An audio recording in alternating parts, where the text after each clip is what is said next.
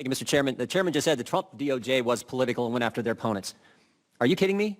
3 weeks ago, the National School Board Association writes President Biden asking him to involve the FBI in local school board matters. 5 days later, the Attorney General of the United States does just that. Does exactly what a political organization asked to be done. 5 days. Republicans on this committee have sent the Attorney General 13 letters in the last 6 months. It takes weeks and months to get a response. 8 of the letters, we've got nothing. They just gave us the finger, said, we're not going to get back to you. And all our letters were actually sent to the Attorney General.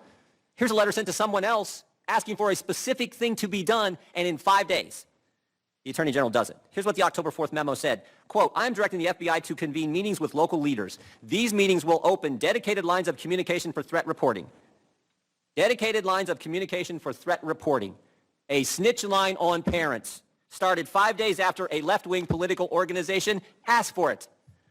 That's not political. I don't know what is. Where's the dedicated lines of communication with local leaders regarding our southern border? Something that, frankly, is a federal matter. Where's the dedicated lines of communication on violent crime in our cities?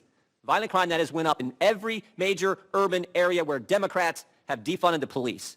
Nope, can't do that. Can't do that. The Biden Justice Department is going to go after parents who object to some racist, hate America curriculum. Nope, can't focus on the southern border where 1.7 million illegal encounters have happened this year alone. A record number. MS-13 can just waltz right across the border, but the Department of Justice, they're going to open up a snitch line on parents. Think about this. The same FBI that Mr. Garland is directing to open dedicated lines of communication for reporting on parents just a few years ago spied on 4 American citizens associated with President Trump's campaign. Clinton campaign hired Perkins Coie, who hired Fusion GPS, who hired Christopher Steele, who put a bunch of garbage together, gave it to the FBI. They used that as the basis to open up an investigation into a presidential campaign. Oh, and then there was Mr. Zussman. Mr. Zussman, who worked at Perkins Coie, the firm hired by the Clinton campaign. He cut out all the middlemen. He just said, I'm just going to go directly to the FBI, and not just anyone at the FBI. Who did he go to?